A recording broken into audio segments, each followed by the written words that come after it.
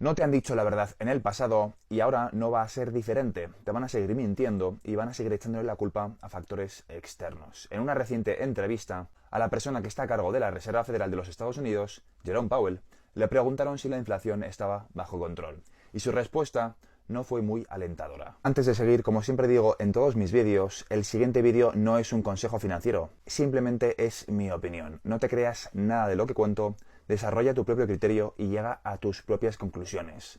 Dicho esto, vamos a analizar cómo podemos navegar las aguas que se nos presentan en los próximos meses, porque desde luego no tiene pinta de que vaya a ser tranquilo. Y como he hecho en anteriores vídeos, quizá la forma de navegar las aguas y las condiciones económicas que se nos presentan en los próximos meses es quizá analizando el pasado, en concreto algo que ocurrió hace 100 años, en concreto la década de 1920 y 1930. Muchísimos granjeros vieron cómo los precios de sus productos se reducían un 50%.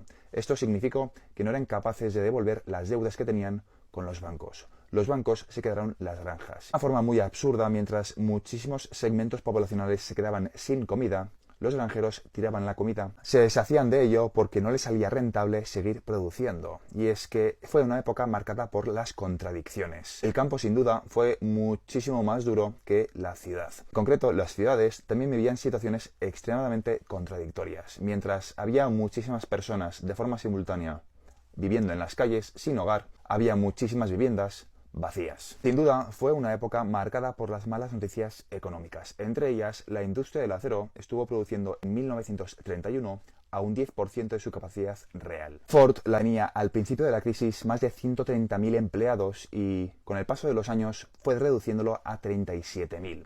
De hecho, los salarios bajaron de 50 a 16 dólares. El presidente del país en ese momento decidió que obviamente el sistema financiero, en concreto los bancos, tenían que adaptarse a esta situación y decidió que la mejor solución era literalmente cerrar los bancos y que solamente abriesen aquellos que tuviesen las cuentas saneadas. Y esto fue exactamente lo que ocurrió. Y es que de nuevo los paralelismos son muy llamativos en relación a lo que está ocurriendo ahora. Es verdad que no tenemos a un presidente de gobierno obligando a los bancos a cerrar las persianas, pero sí que tenemos a los banqueros centrales con una serie de políticas monetarias que están obligando a que los bancos se concentren. Unan fuerzas porque en un futuro van a tener que competir contra las grandes tecnológicas. Y es que la forma que tuvieron de ayudar al sector agrícola hace 100 años se parece muchísimo a las medidas que estamos viviendo hoy en día. Hace 100 años decidieron que la forma de controlar los precios era reducir la producción. Algo muy contradictorio porque de forma simultánea había grandes porcentajes de la población que estaban muriéndose de hambre.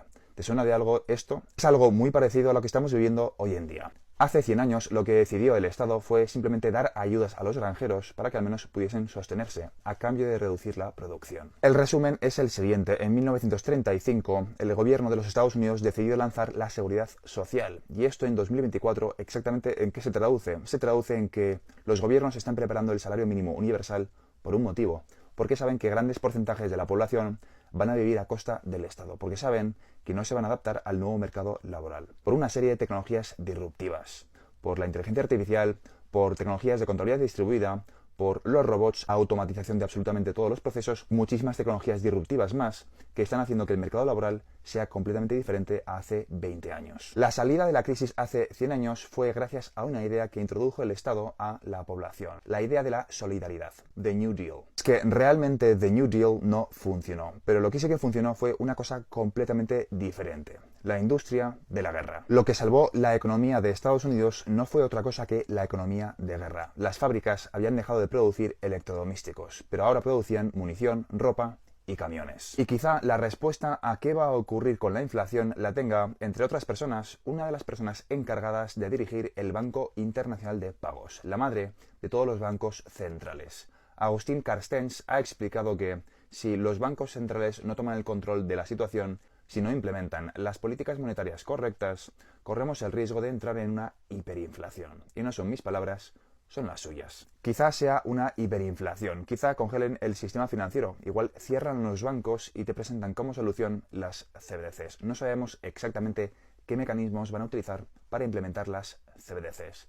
Pero en cualquier caso tienes que preguntarte por qué los bancos centrales de absolutamente todos los países están preparando una versión digital del dinero fiat que estás utilizando ahora. Recuerda que las épocas de crisis son las épocas de más oportunidad y tienes que saber ver las oportunidades dentro de estas condiciones económicas difíciles. En este sentido, en 2024, la gran oportunidad está en detectar cuáles van a ser los raíles de comunicación tanto de las CBDCs mayoristas y de las CBDCs minoristas. En concreto, de las CBDCs que van a consistir en ser los raíles de los pagos de alto valor, el mecanismo de comunicación entre los bancos. Las CBDCs van a estar montadas encima de tecnologías de contabilidad distribuida y la oportunidad está en detectar qué activos digitales van a ser utilizados antes de que entre el mercado de utilidad. Y no me refiero a Bitcoin, que ayer en el exchange de BitMEX sufrió una corrección a $8.900 la unidad, aunque luego se recuperó en el precio, sino a activos digitales que son escalables, que no contaminan y que el sistema financiero quiere adoptar. Son capaces de absorber todo el volumen de transacciones que necesita el sistema financiero tradicional.